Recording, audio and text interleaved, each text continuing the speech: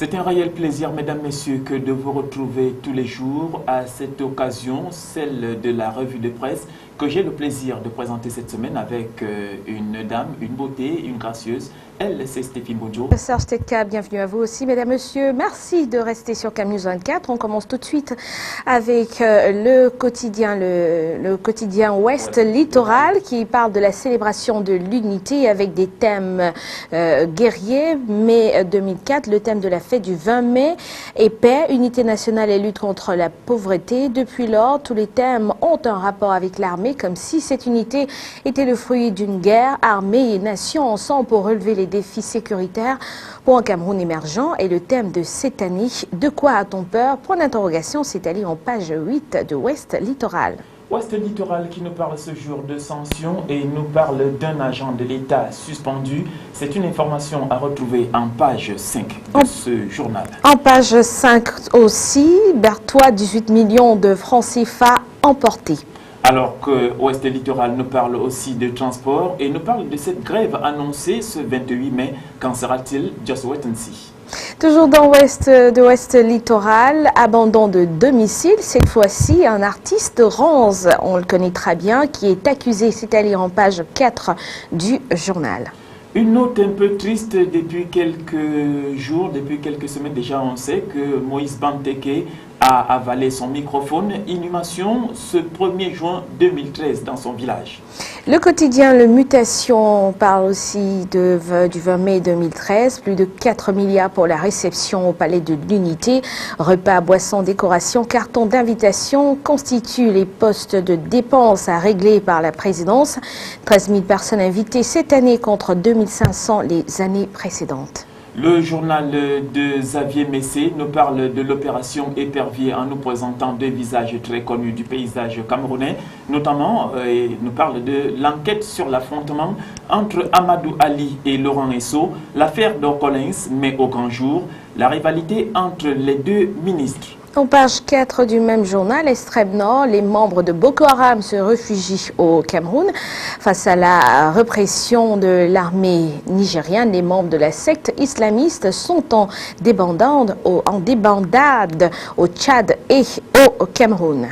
Le journal Les Mutants nous parle d'un voisin très célèbre également en Afrique. Il s'agit de Teodoro Obiangema. L'Occident complote contre l'Afrique. Le président équato-guinéen s'exprime par ailleurs sur l'intégration sous-régionale. Retrouvez toutes ces informations en page 12. Toujours de mutation souvenir, émeute de Deido en 2012, la copine d'Éric Monet a quitté. Le verdict est tombé hier au tribunal de grande instance du Vouri. Déportons-nous, Stéphine Bonjo, si vous en avez convenance, au journal de Pius Noumeninjawe qui nous parle, qui revient aussi sur le 20 mai 2013, notamment avec l'ANDP qui fait paniquer le RDPC à Berthois, c'est dans le soleil levant. Débat, quelle unité dans la marginalisation des minorités, s'interroge le Messager. En page 9 du Messager, toujours, qualité le cacao camerounais au menu des discussions avec l'Europe en ligne de mire, le respect des exigences de qualité de la spéculation.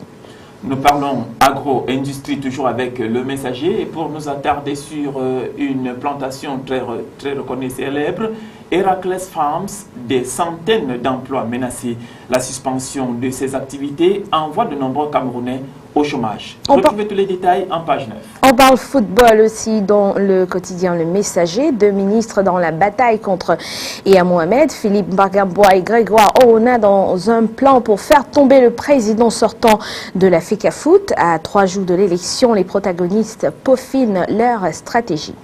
Et en culture avec le Messager, un vieux de la vieille dans l'histoire du Makossa, lui c'est Joe Boulet qui célèbre ses 40 ans de scène, une conférence de presse et des spectacles au menu.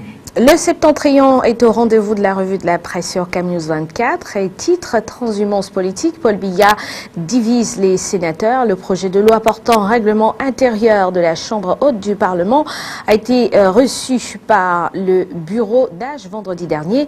Le projet en examen au sein de la commission ad hoc sera adopté en plénière au cours de cette semaine.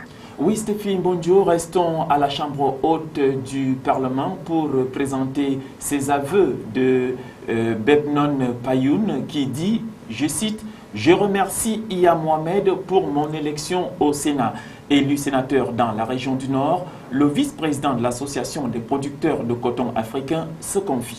Le Septentrion qui est dans la ville de Marois et parle de ce braquage d'Ecobank, comment le chef de gang du braquage d'Ecobank a été abattu. C'est à lire en page 3.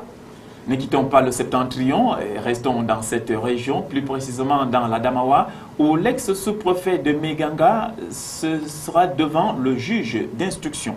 Et puis on reste toujours sur ce cas à Kousséry, un monsieur qui surprend son épouse en plein débat sexuel en page 10 de ce journal. Sans commentaire.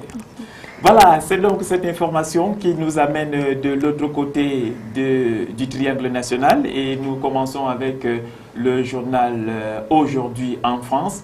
Apprentissage des langues, l'anglais ne peut plus s'en passer. On ne peut plus s'en passer. Au-delà de la polémique sur les cours en anglais dans les facs françaises, un constat s'impose, ne pas maîtriser cette langue est un handicap dans sa vie professionnelle et dans celle de tous les jours. Aux États-Unis, tornade meurtrière. La ville de Moore, dans la banlieue d'Oklahoma City, a été dévastée en quelques minutes. La France est-elle à l'abri d'un tel phénomène? C'est un point d'interrogation et c'est à voir. C'est une question et c'est à voir en page 11 de ce journal. Nous nous déportons vers un autre quotidien. Cette fois, c'est la Tribune qui nous parle d'évasion fiscale. Pas de cadeau, affiche le journal. Et dans les détails, il faudrait simplement comprendre que le gouvernement veut alourdir les sanctions pénales à l'encontre des contribuables reconnus coupables d'évasion fiscale. Jusqu'à 7 ans de prison pour les cas les plus graves, a assuré le ministre du Budget Bernard Cazeneuve. Pourtant, rien n'est prévu pour les inciter à rapatrier des fonds placés illégalement à l'étranger. Toujours de la Tribune, les plus de la Tribune, les risques de politique monétaire plus souple. Les politiques d'assouplissement des banques centrales doivent parer aux effets négatifs de la crise sur l'économie réelle, mais elles ne sont pas sans risque. La Tribune nous parle encore et toujours d'entreprises dans le domaine économique et pour nous présenter plus précisément, les banques préfinanceront le CICE. En termes de détails, il faut simplement comprendre que la charte pour le préfinancement du crédit impôt, compétitivité et emploi, CICE, sera signée par les banques vendredi. Les entreprises concernées devraient pouvoir en profiter rapidement. Automobile à présent, Renault en pleine forme en Russie. À la peine sur le marché européen, Renault poursuit son offensive en Russie où ses immatriculations ont bondi de 17% sur 4 mois. Le Figaro, ce jour, nous parle de l'Europe qui s'attaque à ses paradis fiscaux. En termes de détails, il faut simplement comprendre que pour lutter contre l'évasion fiscale évaluée à 1000 milliards d'euros, les grandes capitales réclament la levée du secret bancaire. L'Autriche et le Luxembourg font de la résistance. Climat à présent, toujours dans le Figaro. Pourquoi le printemps pourri va-t-il durer? Parmi Paris, lundi, pluie et fraîcheur. La France connaît des conditions atmosphériques désolantes depuis début mai, en cause une situation de blocage météorologique que les spécialistes jugent inhabituelle. Le Figaro présente en exclusif la situation en Syrie avec 800 djihadistes qui sont dans ce pays, 800 djihadistes européens pour être plus précis. Parmi les combattants venus de toute l'Europe pour lutter contre le régime de Bachar el-Assad, figure une centaine de Français arrivés il y a un an. Beaucoup d'entre eux tentent désormais de quitter la Syrie, pressés par les troupes loyalistes qui lance de violentes opérations de nettoyage. Un autre journal à présent, Serge Teka, Le Monde, avec une énergie trop chère et polluante, le cri d'alarme du patron de GDF Suez. Une énergie trop chère, polluante, bien sûr. Dans un entretien au Monde, Gérard Mestrallet condamne la politique européenne qui renchérit le coût de l'énergie tout en laissant dériver les émissions du CO2 avec les présidents de 7 géants de l'électricité en Europe. Nous allons cette fois-ci de l'Europe pour les États-Unis pour parler encore et toujours de cette tornade qui a fait des ravages. Une tornade géante dévaste la banlieue d'Oklahoma City. Un premier bilan fait état de 91 morts, dont au moins 20 enfants, la plupart coincés dans une école. Impôts dans les échos, Apple et Google sur la sellette. Le PDG d'Apple, Tim Cook, auditionné hier par le Sénat américain. Les géants du numérique sont critiqués de part et d'autre de l'Atlantique car ils logent une grande partie de leurs revenus imposables dans les pays à fiscalité faible, voire même nulle. Les Échos, notre journal nous parle de cotisation sociale des redressements records. Que faut-il comprendre en termes de redressement record? Il faut simplement comprendre que l'État a décidé de revoir un peu plus clair.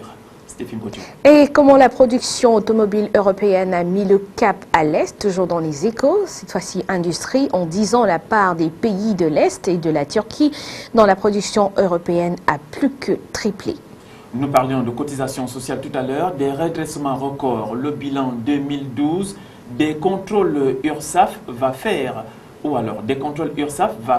état d'un nouveau bond des redressements. Les fraudes détectées pour travail dissimulé ont été multipliées par 8 en 10 ans. Les chiffres ne sont encore que provisoires et les données détaillées ne seront publiées que cet été. Mais la tendance est claire, le bilan 2012 des contrôles réalisés par les URSSAF devrait faire état d'un nouveau record en matière de redressement. Voilà, c'est la fin de cette revue de presse. Mesdames, Messieurs, merci de l'avoir suivi. Serge Tetka. Comme toujours, on se retrouve demain. Avec tout le plaisir, Mesdames, Messieurs, gardez l'écoute de rester sur Camnews 24.